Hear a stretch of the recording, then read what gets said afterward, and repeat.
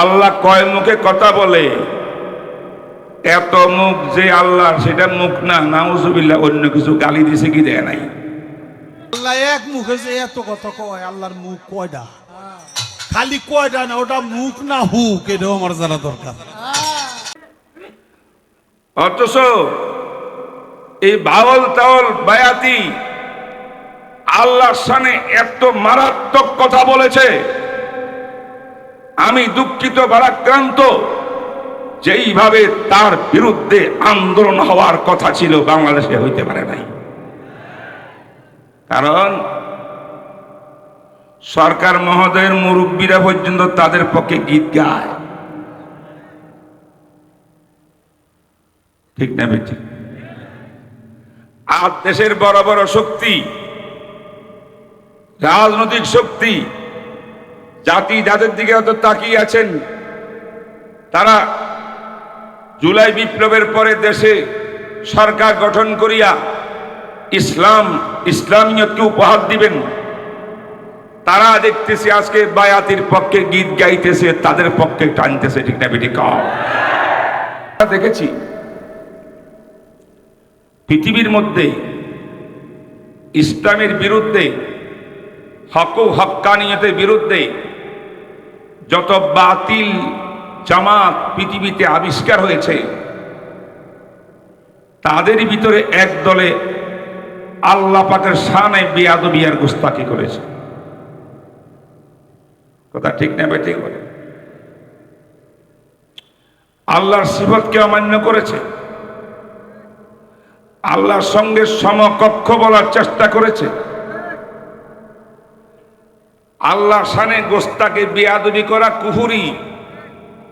সমস্ত ফতোয়ার কিতাবে ইবনে তাইমিয়ার থেকে শুরু করে ইবনে হাজম, ইবনে হাজার আসকালানি, আল্লামা হাফেজ সুয়ুতি থেকে শুরু করে সমস্ত ফুকাহা মুহাদ্দিসের মত, যেই ব্যক্তি আল্লাহকে কটাক্ষ করবে, আল্লাহর গুনাহবলীকে অস্বীকার করবে, আল্লাহর শানে তাওহীদমূলক কথাবার্তা বলবে, আল্লাহর শানে তাওহীদমূলক কথাবার্তা বলা অমান্যকর, আল্লাহর শানে গোস্তাকি যে করবে, গোস্তাকে আল্লাহ নিঃসন্দেহে কাফের আর বেঈমান।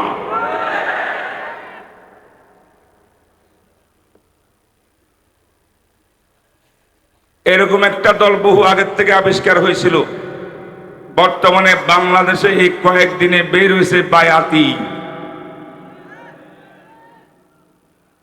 আল্লাহ কয় মুখে কথা বলে, এত মুখ যে আল্লাহর সেটা মুখ না, নাউজুবিল্লাহ, অন্য কিছু গালি দিছে কি দেয় নাই? অথচ এই বাউল তাউল বায়াতি আল্লাহর সামনে এত মারাত্মক কথা বলেছে, আমি দুঃখিত ভারাক্রান্ত।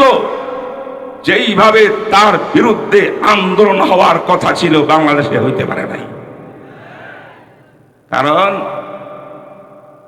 সরকার মহোদয়ের মুরব্বীরা পর্যন্ত তাদের পক্ষে গীত গায়, ঠিক না বেঠিক? আর দেশের বড় বড় শক্তি,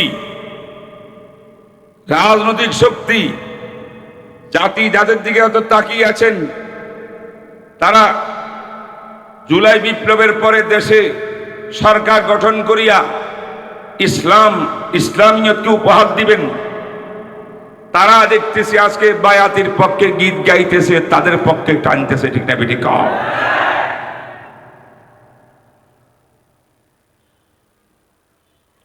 এ হলো আল্লাহ পাকের শানে কটূক্তি করেছে, আল্লাহকে অবমাননা করেছে, আল্লাহকে গালি দিয়েছে।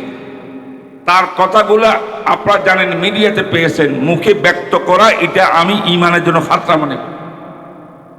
যদি কুফরে কুফর নবাসত, আমি তারপরেও তার কুফরি কথাগুলোকে আমি ব্যক্ত করতে চাই না। সবার জানা আছে না নাই? তাকে অ্যারেস্ট করে জেলে দিয়েছে, জামাই আদরে রেখেছে। তার পক্ষে যারা মিছিল করে তাদের সরকার পর্যন্ত সহযোগিতা করতেছে। যে নিরীহ উলামায়ে কেরাম মানিকগঞ্জের তৌহিদি জনতা মিছিল নিয়ে বের হয়েছে, তাদের বিরুদ্ধে মামলা হচ্ছে, ঘরে থাকতে পারতেছে না। এই যদি এখনই হয়, আগামীতে নির্বাচনে নির্বাচিত হয়ে আসলে এই দেশের কি ভাগ্য হবে আমার বুঝে আসে না।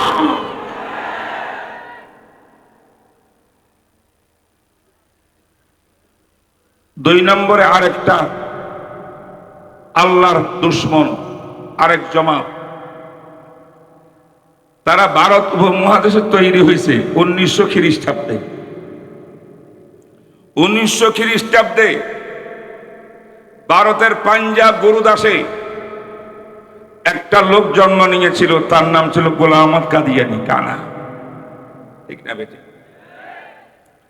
সে আসিয়া বলল আমি আল্লাহ মানি, তো মুহাম্মদুর রাসূলুল্লাহকে খাতামুন নবী মানি না।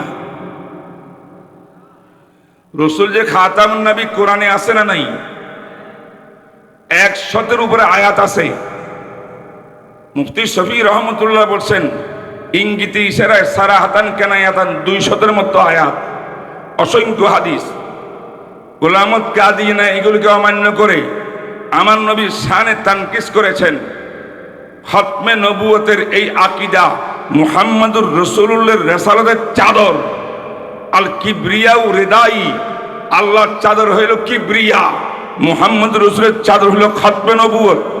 এই চাদর নিয়ে টানাহেস্তা করিয়া কাদিয়ানি নবুয়তি দাবি করিয়া সেও কুফরি মতবাদের বিশ্বাসী হয়েছে, কোরআনে কারীমের অসংখ্য আয়াতের অস্বীকার করেছে। এই জন্য সেই ব্যক্তি নবীর তাওহীন করিয়া, নবীর প্রতি কটূক্তি করিয়া, খতমে নবুয়তের ইনকার করিয়া কাফের হয়েছে। কাফের নয়, ডাবল কাফের। এদের বিরুদ্ধেও আজকে আন্দোলন চলতেছে, সজাগ থাকতে হবে, ঠিক না বেটি বলে?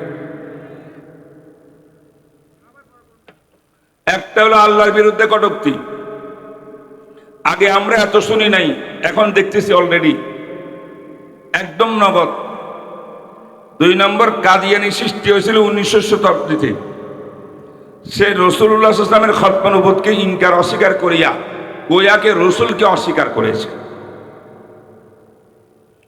3 নম্বরে 1902 খ্রিস্টাব্দে, মাত্র কাদিয়ানির 2 বছর পর ভারত উপমহাদেশে আরেকটা ফিতনা শুরু হয়েছে।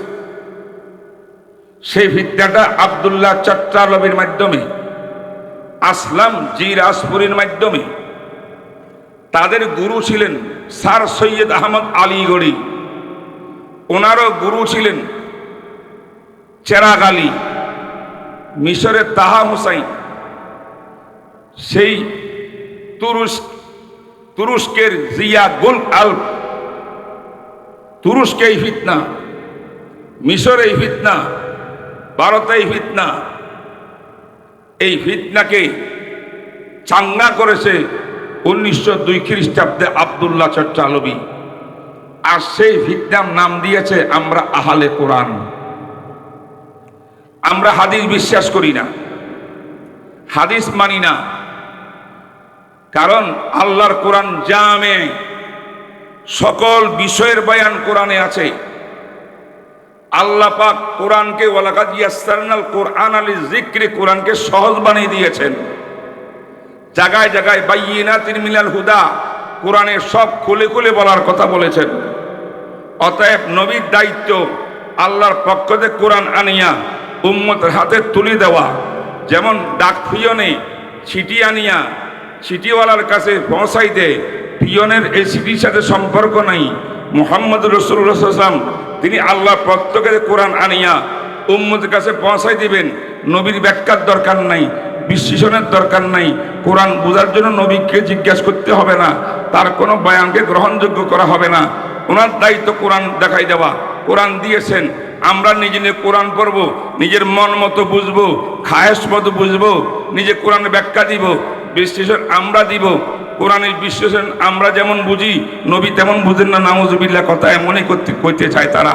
অতএব কোরআন আমাদের জন্য যথেষ্ট। ইয়াকফিনাল কোরআন, হাদিসের দরকার নাই, সুন্নার দরকার নাই, মুহাম্মদ রাসূলের কোরআনের ব্যাখ্যার দরকার নাই, বিশ্লেষণের দরকার নাই, হাদিসের দরকার নাই। এই হাদিস একটা হুজ্জত না, গ্রহণযোগ্য না, শরীয়তের ভিত্তি না, শরীয়তের দলিল না, শরীয়তের দলিল একমাত্র কোরআন। এমন একটা বক্তব্য দিয়া ভারত উপমহাদেশের মুসলমানদেরকে ইমানকে সে শেষ করে দিয়েছে। ঠিক না বেরিক বলেন? এদের নাম কি? তারা নাম দিয়েছে আহলে কোরআন। আল্লাহ মাফ করো, শোনেন ভাইরা, আহলে কোরআন এটা ভালো একটা নাম। হাদিস শরীফে আহলে কোরআনের নাম আছে। জনাবে রাসূলুল্লাহ সাল্লাল্লাহু আলাইহি ওয়াসাল্লাম সাহাবায়ে কেরামকে বলেছেন, হে আমার সাহাবারা, ইন্না লিল্লাহি আহলিনা, আল্লাহ পাকের কতগুলো আহাল পরিবার আছে, মিনান নাস, মানুষ সমূহ থেকে। সাহাবায়ে কেরাম বলেন, ইয়া রাসূলুল্লাহ মান হুম, তারা কারা? আল্লাহর নবী বললেন, হুম আহালুল কোরআনে ওয়া খাসাতুহু, তারা কোরআনওয়ালা, কোরআনওয়ালা যারা আমি নবীকে মানে, আমার খতমে নবুয়তকে নামে, কোরআনকে মানে, কোরআনের ব্যাখ্যা বিশ্লেষণ ওইটা মানে, যেটা আমি মুহাম্মদ রাসূলুল্লাহ দিয়ে থাকি, কোরআনের ব্যাখ্যা বিশ্লেষণ ওইটা মানে, যেটা আমার সাহাবায়ে কেরামে দিয়ে থাকে। এবং তারা নিজের পক্ষ থেকে কোরআনের অপব্যাখ্যা দেয় না, হাদিসের অপব্যাখ্যা দেয় না, বরং যেই ব্যাখ্যা আমি দিই, আমার সাহাবা দিই, সেইটা মানে। এরা হলো আহলে কোরআন। বুঝা গেল, আহলে কোরআন একটা বিরাট বড় মুআজ্জাজ, মুহতারাম, মুকাদ্দাস একটা জামাতের নাম।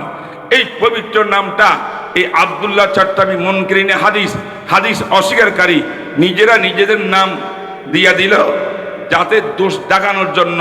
আসলে তারা আহলে কোরআন না, তারা মুনকিরিনে হাদিস। ঠিক না বেঠিক বলেন?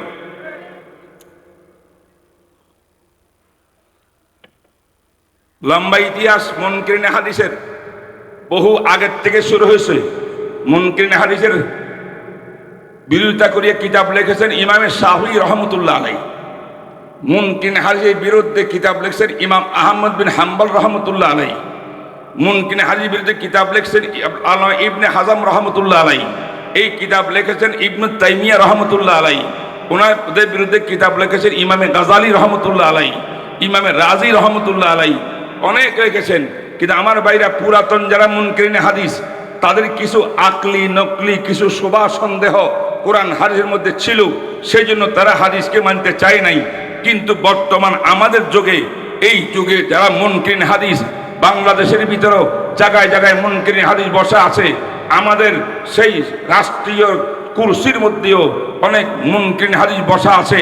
আমার দেশের সিলেবাস পর্যন্ত নির্ধারণ করার জন্য এক মুনকিরিনে হাদিস বদমাশকে সেখানে নিয়োগ করতে চেয়েছিল। উলামায়ে কেরামের প্রতিবাদে সরকার আর সাহস করে নাই। জায়গায় জায়গায় তারা খাপ্পা মারি বসা। এরা হলো মুনকিরিনে হাদিস আমার দেশে। এদের কাজ শুনেন, এদের মূল মন্ত্র ওই আগের মতো মুনকিরিনে হাদিসের মতো ইলমি কোনো দলিল প্রমাণ কিচ্ছু না। এদের কথা হইল, কোরআনকে যদি হাদিসের মাধ্যমে মানতে হয় তাহলে পুরা ইসলামে থাকতে হয়। ইউরোপের গোলামি করা যায় না, পশ্চিমাদের গোলামি করা যায় না, ইহুদি খ্রিস্টানের গোলামি করা যায় না, আর অন্যদের পাশটা গোলাম হওয়া যায় না। কিন্তু যদি হাদিস শরীফকে এই রাস্তার থেকে সরাই দিই, শুধু কোরআন মানি বলি, হাদিসকে এটা বেটু দিয়া দিই, হাদিস যদি গ্রহণ না করি, তাইলে কোরআনের মন মতো ব্যাখ্যা দিয়া আমরা ইউরোপের গোলামি করতে পারবো, পশ্চিমাদের গোলামি করতে পারবো, ইসলামের শত্রু বাহিনীর গোলামি করতে পারবো। আসলে মুনকিরিনে হাদিস এরা ইসলামের অপব্যাখ্যা দিয়া, ইসলামকে বিকৃত করিয়া ইহুদি নাসারা খ্রিস্টান সে পশ্চিমাদের গোলামি করাই তাদের উদ্দেশ্য। কথা কি বুঝে আসছে আপনাদের? এদেরকে আমাদের কিতাবের ভাষায় তালেব ইলম যারা আছেন জানেন, তারা এদেরকে বলে মুতাজাদ্দিদিন বলা হয়, তাজাদ্দুদ। এটা আধুনিকভাবে ইসলামের ব্যাখ্যা দিচ্ছে। 1400 বছর আগের ব্যাখ্যা চলবে না, আগের ইসলামও চলবে না। তাজাদ্দুদ, নতুন ব্যাখ্যা। কোরআনের মন যেমন চায় এমন ব্যাখ্যা দিবে। যেমন তারা দিয়েছে আহাল্লাল্লাহুল বাইয়া ওয়া হারামার রিবা। আল্লাহ পাক বলছেন বাই বেচা কিনাকে, বিজনেসকে আল্লাহ পাক হালাল করেছেন, সুদের কারবারকে হারাম বলেছেন। তারা বলে হ্যাঁ আমরা এই কোরআন আয়াত মানি, তবে হারামার রিবা, সুদের অর্থ হইল যেই সুদ ওই যুগে ছিল সেই সুদ হারাম করেছেন। বর্তমান যুগে ওই রিবা সুদ দুনিয়াতে নাই, এখন কমার্শিয়াল সুদ। এখন ঋণের উপর টাকা লইয়া মানুষ ব্যবসা বাণিজ্য করে, এগুলো কমার্শিয়াল সুদ বলে। এই কমার্শিয়াল সুদ কিন্তু ওই যুগও ছিল না, তাই এটা হারামও না, তাই এটা হালাল। এই কথা বলিয়া সুদকে হালাল করার এই চক্রান্ত করেছে মুনকিরিনে হাদিসের দল। তাই আমি আজকে পটিয়া মাদ্রাসার আজিমুসান মাহফিলে আপনার থেকে ওয়াদা নিতে চাই, বক্তব্য অনেক লম্বা হবে, অনেক দলিল প্রমাণ হবে, অনেক দলিল আছে, এত সংক্ষিপ্ত সময় কথা বলা যাবে না।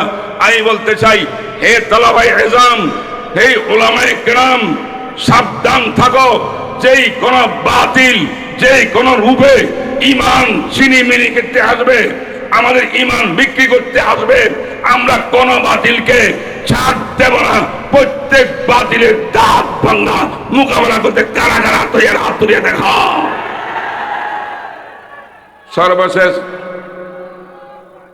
আমাদের সকলের প্রাণের স্পন্দন আল্লামা মামুনুল হক সাহেব, খেলাফত মজলিসের আমির সাহেব চলে আসেন, ওনার গুরুত্বপূর্ণ বক্তব্য হবে। আমি আরেকটা কথা বলিয়া, একটা বাক্য বলিয়া কথা শেষ করতে চাই। সেটা হলো, মনে রাখবেন, জুলাই বিপ্লবে যে রক্ত গিয়েছে, আমাদের আলেম তালেবে ইলমের রক্ত কিন্তু অন্যান্যদের থেকে কম যায় নাই। আমাদের শাপলা চত্বরের রক্ত কম যায় নাই, আমাদের বিবাড়িয়ার শহীদ বাড়ির রক্ত কম যায় নাই, মোদি বিরোধী আন্দোলনের রক্ত কম যায় নাই। আমাদের রক্তগুলোকে একত্রিত করলে এত বেশি হবে, সকল রক্তের উপরে আমাদের রক্ত অনেক গুণে বেশি হয়ে যাবে। ঠিক বলেন, এত রক্ত দেওয়ার মাধ্যমে আমরা চাই এই বাংলার জমিনে আগামী পার্লামেন্টে আল্লাহর কাছে দোয়া করি, আল্লাহ, হে আল্লাহ, আমাদেরকে এমন একটা প্রশাসন দেন, এমন একটা সরকার দেন, যেই সরকার অতীতকে ভুলে গিয়া তওবা ইস্তেগফার করিয়া জুলাই বিপ্লবের শহীদের রক্তের সঙ্গে ওবাদারি করার এবং একটা অঙ্গীকার নেয়া এমন একটা সরকার আসুক, যেই সরকার পার্লামেন্টে গিয়া শুধু মুসলমান, ইসলাম, দেশের কথা বলবে, আর কারো দালালি করবে না, দালালি করবে না, দালালি করবে না। আল্লাহ, তুমি যা কিছু বললাম সকল ফিতনার থেকে আল্লাহ পাক আমাকে হেফাজত করেন। সকল ফিতনার মোকাবেলা করার জন্য প্রস্তুতি গ্রহণ করি। আগামী দেশে যা কিছু হবে এটার জন্য মনে রাখি, আমাদের টার্গেট কিন্তু একটা, ইসলামকে বিজয় করতে হবে। ঠিক না বেটি বলেন? ওয়া আখিরু দাওয়ানা আলহামদুলিল্লাহি রাব্বিল আলামিন ওয়া সাল্লাল্লাহু তাআলা আলা খায়রি মুহাম্মদ ওয়া আলা আলিহি ওয়া সাহবিহি আজমাইন। আসসালামু আলাইকুম ওয়া রাহমাতুল্লাহি ওয়া বারাকাতুহু।